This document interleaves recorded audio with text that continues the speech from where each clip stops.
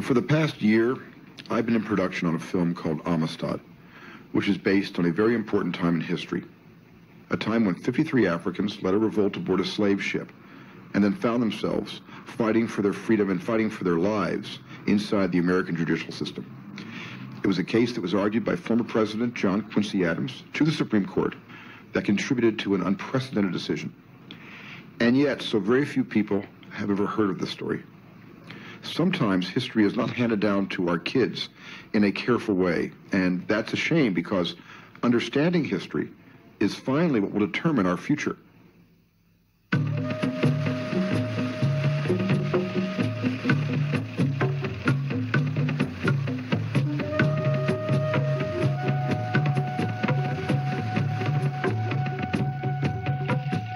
Can you imagine walking home from school or from work or from the grocery store in your own neighborhood when suddenly you are kidnapped, stolen, taken from your family, from your community, shackled and chained, you are thrown down into the darkest hold of a huge ship.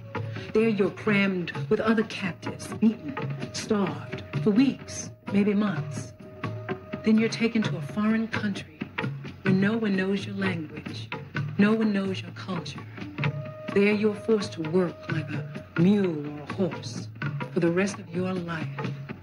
In this next hour, with distinguished scholars, graphic images, poetry, and music, we will explore the transatlantic slave trade, the Black Holocaust, the Middle Passage.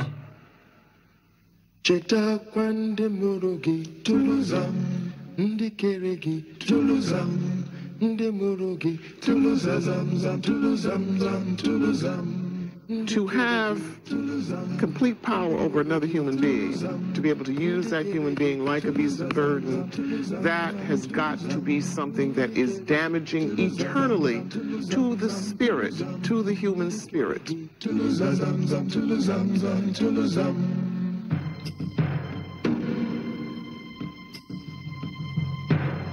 In the great empires of the ancient world, slavery was part of the culture for thousands of years. People were enslaved because they were prisoners of war, because they had committed a crime such as a petty theft, because they were unable to repay a debt, or because somehow they were just different. In Mesopotamia, in Egypt, in Rome, slavery was part of the culture. The Bible records the Egyptian pharaohs enslaving the Hebrews to achieve their dreams. The Romans enslaved thousands to feed their great armies and build new cities. Through centuries, slavery largely achieved global acceptance. It was seen as an economic necessity, a method to extend power. By the 15th century, the English, Spanish, Portuguese, and Dutch had arrived on the continent of Africa, drawn by the discovery of gold. In 1441, Henry the Navigator, a Portuguese prince, left the African coast with another export. 12 men and women held in chains. His ship bound for the New World would mark the beginning of what would become 400 years of terror for generation after generation of African people, a journey that would come to be known as the Middle Passage. Well, the Middle Passage was the middle leg of the slave trade. Ships would leave Europe or America loaded with rum, guns, cloth, and other items which they took to Africa, traded for the slaves, picked up a load of slaves, and then brought them to the Americas. The Middle Passage, in this case, was the long voyage, the incarceration of the slaves, and the unimaginable conditions under which they were transported from the African coast to the New World. It's that transition point from freedom to enslavement.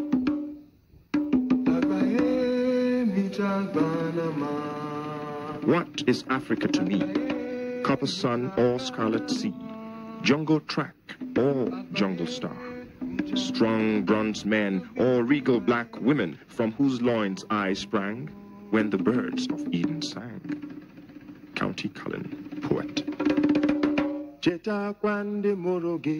known to the Europeans was that for hundreds of years, Africa led the world in invention and diversity. They were among the first to use tools, paint pictures, and cultivate grain. The people of Africa had built cities, universities, established modern state armies, and created an advanced legal system. They were indeed cities. They were urban communities where people lived on the basis of their professions.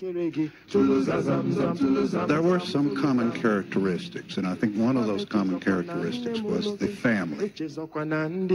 Africans are a very close family pattern of their clans and their lineages. We hear a good deal about the extended family, so it's a closely knit family.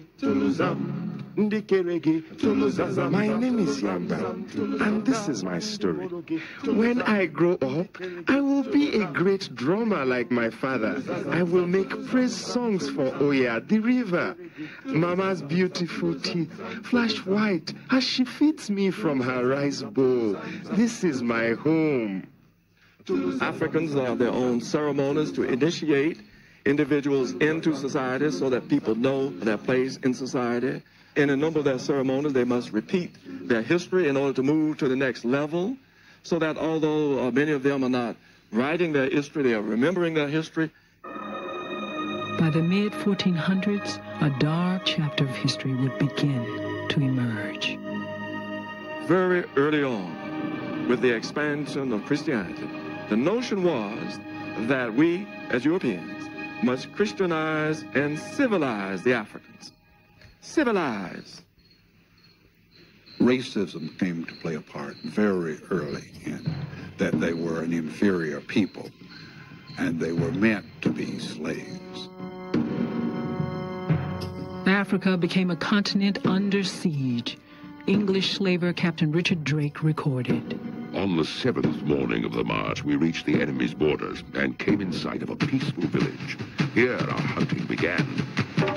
White slavers rewarded Africans for kidnapping other Africans. Sometimes friends were pitted against friends. In less than an hour, we had secured about 300 prisoners. The old people and infants were not considered of value and were knocked on the head or stuck with spears as fast as they were brought in. Captain Richard Drake, English slaver. Collaboration was a way to prosper, even to survive. African leaders are working with slave traders. People are using the slave trade to create a certain class of people who can be sold. Across the continent, kidnappings could happen at any time. A mother, a father, a child could suddenly simply disappear. Brutal ambushes took many forms. A single capture, a raid by a well-organized group, an intertribal war where defeat meant enslavement. But they didn't quietly accept their fate. African tradition prepared young men and women in survival, endurance, and warfare as part of their rite of passage. The resistance began immediately in many instances. We must dispel the notion that the African slaves were resigned and were felt helpless. That is simply not the case. Ultimately, the Africans' training was no match against European firepower. Mama, Mama, wake up. Wake up. Sing, Mama. Sing me a song.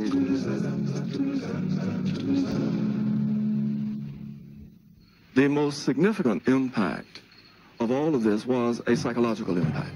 What we don't talk enough about is the impact that it had on the mind. A warring nation would often trade its human captives for European trinkets. Cheap goods poured into Africa, replacing the African-made products and the people who made them, systematically destroying the African culture. As Africa continued to be economically torn apart, the European powers continued to prosper. It became big business. The Royal African Company was chartered to represent the commercial interests of the English crown, trading goods for slaves in West Africa and transporting those slaves for sale in the New World.